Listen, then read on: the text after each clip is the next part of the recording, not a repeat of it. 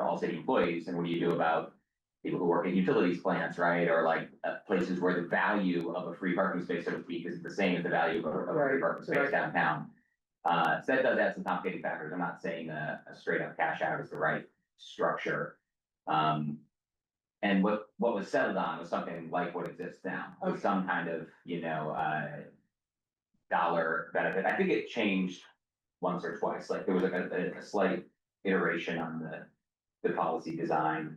I would like, so equity is kind of the central purpose. I would characterize it as a TDM policy of sorts, but I don't know, probably any HR benefit could like healthcare, like, I don't know, like there's lots of, I guess, although I don't have an opinion about where it should live with respect to like but that's super helpful, because if it is that, and it's not about changing behavior, that makes a lot of things more clear. Like that already is a huge amount of clarity, and other kinds of HR benefits, for example, quitting smoking or wellness, those have direct impacts on our health insurance rate. And so it's appropriate they live in HR, because HR has an interest in keeping our pool as healthy as possible for all kinds of reasons, ethical and also cost. So, so that's kind of, we look at, what's the goal and who's in the best position to, make that happen. And HR also looking at, how can we make administering these various different kinds of programs, simple for them and also clear to employees, like what are all the things, and does everybody understand what they're for and why? Yeah. Someone I talked to actually might be Anna Dragovich as well, because she ran the programs at IU formerly. They did this, and they had a structure that was a little more traditional, where like a good policy, it's like basically you forego the parking spot benefit, and usually to make it workable for folks, there's some like you can buy up to 20 day passes a year for a certain cost, some flexibility, right, or things like that. But generally, it's the idea is you're giving up a benefit that, or not taking advantage of a benefit that other folks get, and you get this other benefit instead. So you're picking your benefit, right, basically. And it's hard to visualize the parking benefit because we own the land and we're not quantifying it somewhere in the budget. Just for awareness of everyone in this room, whenever we bring up, whenever there's whenever anyone has access to something that someone else feels that they cannot have access to, different questions of equity get raised. And so we have a ton of employees who live in the county, like most Bloomington organizations, and occasionally we hear from those folks who are like, well, it's unfair because I have no other option. But they get the free parking benefit, so they have the benefit. They do, but their point is, you want me to work for you, and ergo, you should give me a parking spot, because there's no bus option, and it's too far to ride bike, or whatever the other reasons are. No one lives near me, carpool, and it doesn't happen very often. Don't get right, don't pay free parking. I'm just the messenger. No, I I'm just understand. reporting. That's the thing. Like all things HR, it is impossible to please everybody, and everyone. Even if it's $4 a day, someone somewhere is like, man, that $4 a day, I could do something with $4 a day. So, just for your awareness, I'm not lobbying. No, I understand. I wonder about, from an educational standpoint and a behavioral standpoint, I think packaging these things has always made sense to me. It's like when you're talking about, here's how to get a parking spot for the year, it's like, that's the conversation changes. It's like, here are your transportation benefit options. You can choose a free parking space in downtown Bloomington, or you can choose a $500 cash out, or you can, those are your options, and these are roughly similar value. So based on your own situation, you pick the benefit you want and need. Well, that's also interesting, because the other thing that I had been thinking about as we're looking at it is, you're checking this off in time track, and let's say it even lives in HR. Is that really the way to do it, or should it just be a $500 once a year, like you sign something committed and say, this is what I'm doing, and I commit that, 50% of the days of the year I'm going to. Or I'm just not gonna take a parking pass. Or that would be another way to try it. That's actually a really good, practical, easy solution. That was like because technically, somebody who lives in the county could say, make a choice to not have a parking pass and arrange to park at the mall, carpool, you know, like somebody could literally like park in some other public parking, like there's always tons of mall parking spots open. Or they can just Monday have to Friday, right, and then like take a bus For in, now. or, I you mean, know, they you can can, but, bike you and know. back their car, like, I'm just saying that that's a choice that they can make in And these spouses scenarios. often carpool. I bet. Right. Yeah. Yeah, And I mean, Spouses just- right. Work with. Again, Right. I'm just the messenger, but to be the voice of employees, if you are, a working family and you have kids that have to be in daycare at this Oh, yeah. window. Oh, you I have to be at work at this window, and then you have a meeting that's off-site, that's 5 minutes after that, sometimes driving is your only option. Oh, yeah. Yes, and the best benefit for you is the free parking space. Right, right. Yeah, is that you could, you know, in that scenario, though, go like, oh, I don't have all these other complicating factors, so I will choose to park somewhere farther away, and then bike. I actually had a friend who didn't want to get and pay for the IU parking spot, who was like, I leave a bike at your house and then leave my car at your house, and then bike in on these days, I was like, yeah, that's fine with me. And I'm sure you all saw this recently, but just so we're aware too, you know, Public Works did recently sent out a reminder that, you know, you don't need to parking validated in the trades district just because, Mhm. you invited someone to a meeting and you want them to park for free, so just, you know, we are being Yeah. diligent about Yeah, charging people for parking in the trades district garage when they are. Anyway, So very helpful, this is. Neil and Anna are two recommendations for who to talk to, because Anna has professional expertise and background at IU, and Neil has been here long enough that he understands the iterations of the program. He's been using That's that. great, thank you, Mhm. appreciate the Can I pop have up on one the thing about agenda. that? I recall, the wording excluded walkers. So I walked for about 4 years. I think it was very specific. It Oh, said that's bike- absurd. That's Yeah, weird. maybe the old program, It could be Yeah. old. yeah, But might have been the old bike, I didn't Yeah. Yeah, qualify just because I a didn't huge problem. bike. I walked. that's terrible, and. Yeah, that is And terrible. Should not apply to the existing policy. Yeah, actually, right now, I'm literally reading from the employee handbook. The sustainable commuter incentive allows any regular employee to receive a taxable $4 incentive up to a total annual amount of $500 for each time they sustainably commute to and from their work site for scheduled shift. Which you count. And I'm sure that was recycled from, you know, whatever HR inherited and we just are now ready for that piece of it, so Mhm. that's great. All right, this is very enlightening, and Yeah. if anyone wants to follow, guys, And lastly, Jeff Jackson, he might have insights on like best practices for parking and cash out policies. he's at for a while, so he's Okay. not available right now. You referred to parking pass, so with, you know, whether you're going to get a parking pass or not. Yeah, I mean, one way to, I mean, I know you're on the honor system and I don't suspect cheating, but when you have an incentive to cheat, people might, right? Maybe parking passes are given, but they're not, but you have a place where you can verify. In other words, if you've got it in your car, you're not gonna bring it in, but you could bring it in and check it in and say, I'm biking today. And that would validate that I you mean, I think we actually. need to make it as simple as possible and clear, and so I think, I mean, I'll talk with Sean about that, but I think the idea, I think a one-time. yeah, Some other system, then adding it to time track is probably. That's best and also practice. Time track is really confusing, yeah. so Versus the data anything that sets. we can take out of time track is, Yeah. a benefit to everyone. Yeah. So, all right, thank you All right. so much. Yes, thank you I think a lot guys. of students getting additional feedback with more reflection from, because yeah, council was the one who helped shift the program to be more about focusing on ensuring we had equity in terms of benefit access and all, for whatever your situation is. And then how it was administered, we weren't really involved, and I wasn't particularly a fan. Like, how do you say that? I think part of it was that the controller under Mayor Hamilton was insisting that there was no way to do it. And that the tax, Sure. the tax Oh, I see. implications were too complicated and it was like, we can't do the parking cash. Well, I mean, it's taxable, It's just now, so, you know, Yeah. it wouldn't be a big change to just make it a one-time thing, like. But I never Yeah. thought that.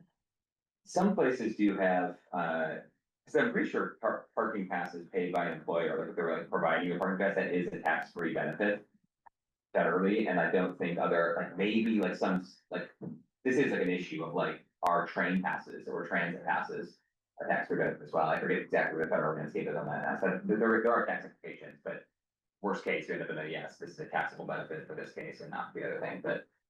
We should probably, yeah. Yeah, we should probably, keep moving because it is 9:10. Thank you though for this discussion. No, I think that it's fine, because I also think that it's maybe a shorter discussion, the next one, and then when we talk about scheduling. So I think this is just gonna have to be a super short discussion right now about the, proposed new text, but we are moving on to the elected officials compensation framework, between Matt and Isabel. What do you want to say about your proposed new text for your guiding principles? Which also actually has some process attached to it, which kind of, goes into that, basis of salary setting part, I think, the basis for salary setting and the process for salary setting seem to be like related. So which one of you wants to talk? I prefer to Isabel because she's the one who predominantly worked on restructuring what you developed by the committee previously. Okay. And I just gave I reviewed a small item of feedback and had it. Otherwise, it was. Yeah, I mean, the guiding principles, I basically, like I said, a month ago at this meeting, I felt like the first three were the values, and then the last two are more about how we make the decisions. So I separated those out into those two chunks. And then I just filled in some language to explain better what we mean by accessibility of public service and quality community service, because they did seem pretty similar, and it was hard for me to understand what the difference was. So I put those one after the other and tried to describe them in a little more detail. And then in the process, informed decisions, I kind of added what, based on relevant objective data, and then I added such as budgetary limitations, city compensation levels, comparison with other cities, historical inequities. So this things that we may consider in making up informed decisions. And the rest, I think, is transparency and consistency. So that reflected what used to be transparent documented process. Also emphasizing that we need to make it clear to the public what the basis is for our decisions. I think that's pretty much it. Comments, Dave? Very good.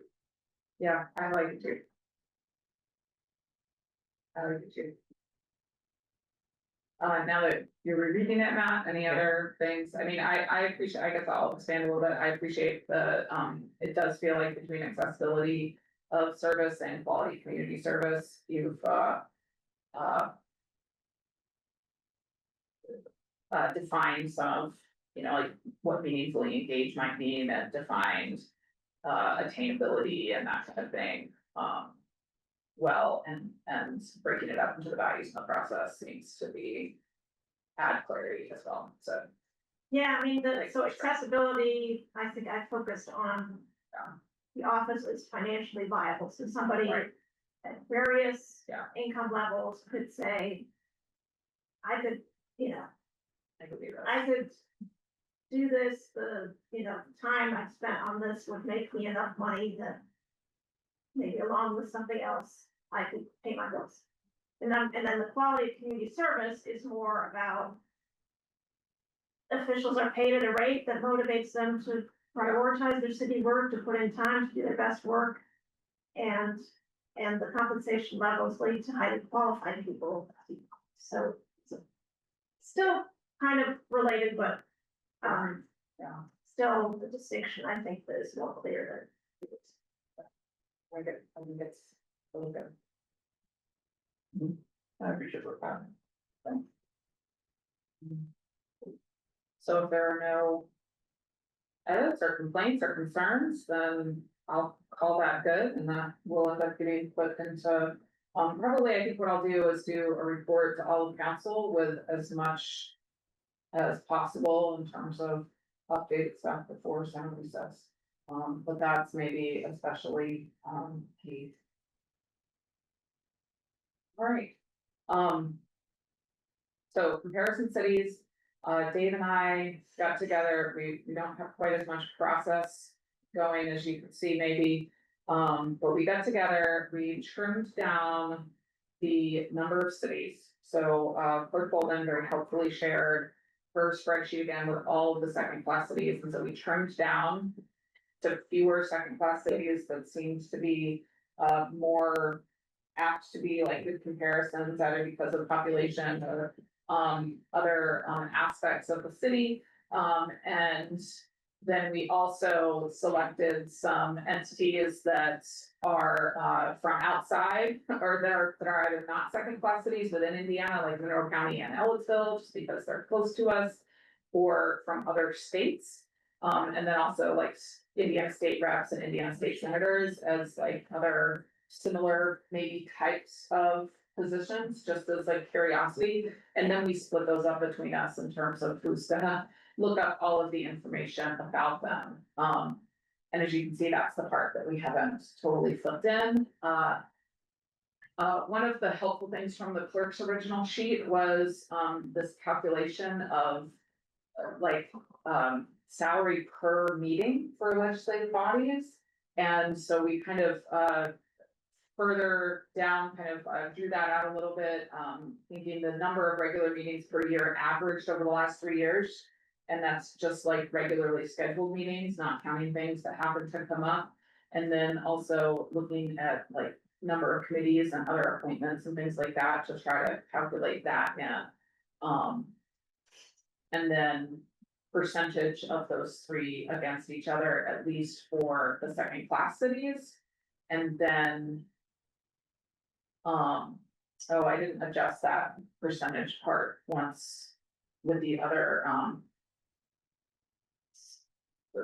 with the comparison with the other cities, but that, or the other state and types of things, but that's the essence of the data that we are going to collect and then kind of see where it leads us. So I guess, Dave, do you have anything that you want to add to that? It's a good summary. I would just say, one question I have for the group is, when it was proposed last time, the proposal would have placed this pretty much an outlier relative to other, Indiana cities.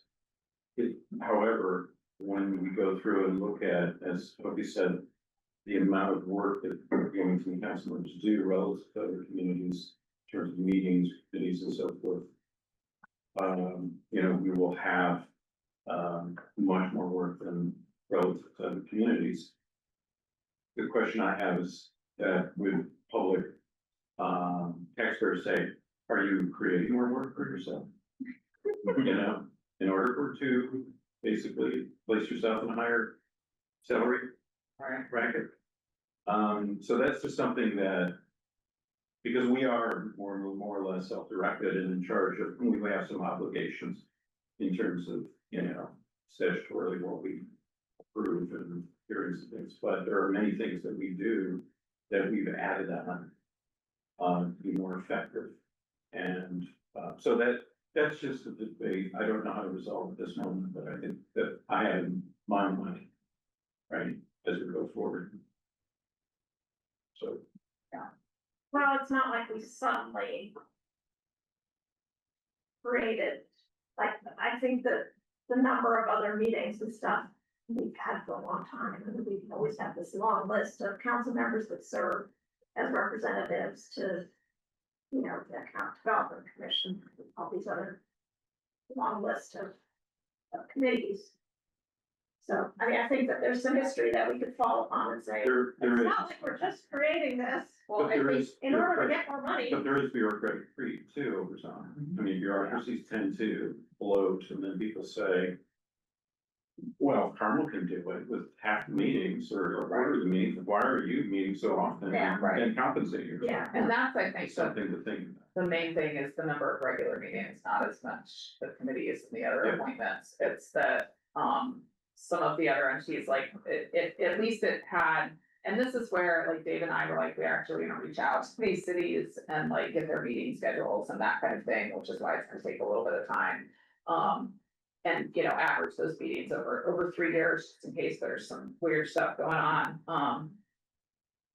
But Clerk Bolden's like original chart just had like whether they meet like once a month or twice a month or whatever. We of course tend to meet 3 times a month, and some others, other second class cities only meet once a month. And so then it ends up, but we end up getting like paid roughly the same as the ones we're meeting once a month. And so then when we looked at it like per meeting, other entities get paid a lot more per meeting than we do. And so that's, I think, what he's talking about. But then we've also talked about the expectation that is maybe on Bloomington Council around the creation of legislation. That is not necessarily on other councils, like in some other places, the legislation primarily just comes from the executive branch, and that's not an expectation, but I think that is an expectation for council members, and so that's some of that, like, so that's why I have like at the bottom of the second chart, adding in responsibilities specific to legislation creation for council. Just to be like, you know, what is that expectation and kind of the overall job, which is also gonna, you know, require conversations and understanding of these other places, so it'll take a little bit. What does, the heading number of other appointments mean?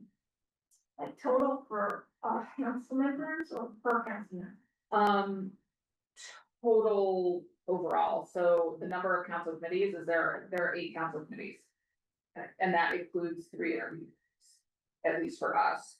So the total, the number of other appointments, it's like, planning commission, it's utility service board, it's economic development, it's, environmental, yeah, waste, like, there are all those things to be like, appoint or vote on at that like first meeting of the year. And I kind of assume that other entities have similar types of appointments. And that's something that like I haven't quite figured out, like it's pretty easy to just go like, okay, council member pay per regular meeting, you just divide. But, you know, we add in those other commitments, and I did actually fill in the one for Bloomington just after I needed to turn this in. And so what I decided, I just added the committees and the appointments to the number of regular meetings, kind of on this assumption that each of those just adds 1 meeting per council member per year, which is not accurate necessarily, right? But there needs to be a consistent way that gets done through. Usually 1 per month. Yeah, but all 9 council members aren't on all 8 committees. Right, all 9 Oh, council, right. yeah, and so that's where it was kind of like there's no good way to piece out the number of appointments that each council member might have, because that's shifting here. And if somebody has a great idea of how they want me to do that, like, let me know. Otherwise, I think that I'll just kind of add those to the number of regular meetings per year and assume it's like 1, which is just not accurate, but it's maybe, at least it's a consistent way to. As long as you and Dave do the same thing. Right, Yeah. right. Yeah. That's gonna be a lot of work. I would volunteer to take a few cities if you want to. Okay, let's see what happens over the next, month or so. Any other comments? So, to anything that you guys want us to investigate from these others? Okay, because of time, I wanna go to public comment, and let's go ahead and take public comment on anything that we have got discussed, including fund balance stuff and the reader benefit. And any of the basis for salary setting. So if there are any members of the public, there are none in the room, but if anybody's online, let's do that, go ahead and raise your hand, and I will time you on my watch for 3 minutes. There's also some chats that came in. If you chatted something, you're just gonna have to, mention it in a public comment. So who has raised hands up there? I know somebody has a hand raised, as I see it. Yeah, I can't find it. Okay, oh, I can find it on mine, hold on. Looks like I just see a hand raised from, Mr. Keo, there we go. So, Mr. Keo, whenever you're unmuted, you can go ahead and state your name for the record, and then you'll have up to 3 minutes. Yeah, Kevin Keogh. I want to talk about the compensation framework currently under discussion. Yeah, the the issue of maybe a closed loop system may be a red flag. Unfortunately, our political environment has become a one-party monopoly, where the primary effectively serves as the general election. This week's primary results are a case in point. There's some good races, but you know, the people who vote in the primary, I think we need to just acknowledge that they're fewer in number than the actual general election. Uh, so this comes into effect, and you're not middle management or employees, you're fiduciaries, but we start using pay ranges, market rates. There might be, I'm just suggesting there may be the council pay. May create this false sense of equivalence, and you're really not getting that independence I think you really want. And again, back to this closed loop political system where these market competitive salaries or whatever you pay risk incentivizing candidates who view these seats as a career path rather than a sacrifice. And this professionalization of the council may deepen the divide between government and those being government. I'm just asking for a reasonableness check, just asking you to reject this HR style benchmarking. And if again, I've said before, you just look at what the median income is and what people you serve. I think we deserve a council that values fiduciary duty of the office more than a paycheck. And let's ensure this compensation model remains a modest stipend for services, keeping your interest aligned with the citizens, not the payroll. Thank you. Thank you. Are there any other members of the public who want to comment?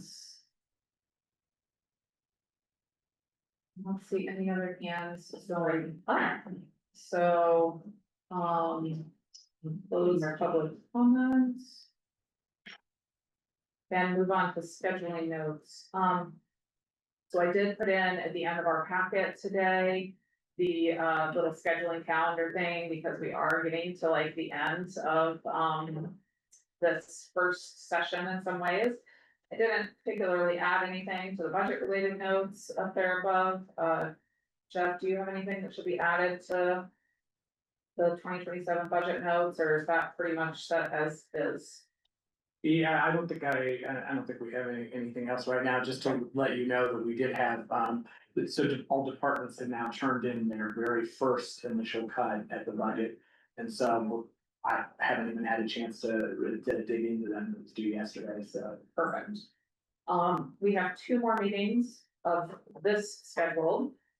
Next one is on May 22nd and then June 12th. And the, in theory, going on our thing, the 22nd would be something from the administration, the 12th would be something council fiscal business related. Just because of dates and times, etc. The 12th, Gretchen and I talked about having sanitation come in and having that discussion about sanitation rates and that kind of stuff on the 12th, which isn't really administrative and isn't really council, that's kind of like both. But Jeff, do you have something that you were thinking of that would be appropriate for the 22nd or? Well, yes, at some point we need to kind of return to the reading plan and engage with that. So that may be the best. I can't guarantee that I can get somebody from reading, but I think that let's just say discussing the financial plan. Okay, all right.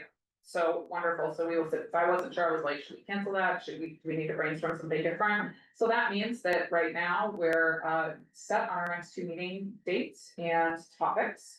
And then I also wanted to consider how this 2 meetings per month is working for everybody. And if we're set, I'll tell you from my standpoint, it's a little bit like I get done with one meeting and then I have to figure out the agenda and stuff for the next meeting. And that's okay, I think. As long as you guys, I'm trying to do better about getting that stuff posted a little bit earlier, which means my communicating with the clerk's office a little bit earlier. And that's probably would have a little bit less lag time if we had more staff right now. But we don't, so, yeah. And then, should we meet over summer recess at all? And then our first regular session meeting of the full council after summer recess is July 22nd, which means the first Friday, July 24th. So we could consider basically having a fiscal break from June 12th to July 24th. And that might actually, my thought was that would give us a good long summer to do the research that might be needed for those peer city comparisons. And then come back on July 24th to talk about the results from that pretty well, but I wanted to know what I think of that. Sounds great, reasonable, yeah. Yeah. Okay, and we like the 2 meetings a month, Yeah, I'm fine with that. With that. and this time is still good for everybody. So I'll then work on, with the clerk's office on getting those scheduled and posted, starting again every other week, starting on July 24th. Does that sound good to you as well, Jeff? Okay, and the only thing that I might say is, Jeff, I'll talk with you about it, when, during like the budget week and stuff, or those 2 weeks of budget weeks, I might think about skipping a week or something like that, just because that would be a lot, for everybody, to deal with, especially, our controller, so. Worse for the clerk's office too. Okay, wonderful, anything else to go to the order? Just a comment, I think, where we're at in terms of council salaries right now is much in line with the median area. Is that where you would check it? Just FYI. What do you mean in alignment with? Well, it's within plus or minus $1,000 the area. Median income for the amount of hours that we plan to work. I think it's more than that, is it, AMI Bloomington is what, 50K? Mhm. So it depends on what we're talking about That's for, how many hours. so yeah, yeah. Yeah. I don't think it's like super far off. I guess what I'm saying is it could be another comparator, we just say. plus or Yeah, yeah, minus, You know, But it's 50% of AMI, like everything ends up feeling completely arbitrary. Yeah, and actually. 100 and. Wait, well, that's 80%. I think 80% of AMI for one person in Bloomington right now is $16,700. That was for fiscal year 2025. For a single person household? Really? Huh. That's Yeah. from the US Department of, if that's the low income category, I think the low income is, I can't remember if that's 120 or. Cause the percentage isn't listed there. Maybe that's the 120%, but I think that low income is 80%. and remember that Anna Killing Hansen said the other night that, you know, HUD, essentially. The spectrum of AMI is not relevant, or not. It's really challenging. We can look at this viewing issues. Yeah. Yeah, Yeah, anyway, because we've got so many students that don't have income, particularly sort of income from their parents. or just don't have it, like that doesn't necessarily work. Right, like they're being supported in some way. Or just taking on debt, but either way, it creates a data. Yeah. Picture that is, Or not. yeah. Yeah, anyway. That would be a very good conversation for another day too, to figure out that kind of, consideration and looking more at the. So, anyway, anything else to go to the order? Great meeting. Adjourned. Thank you all very much. See you in a couple weeks. Thanks, Jeff.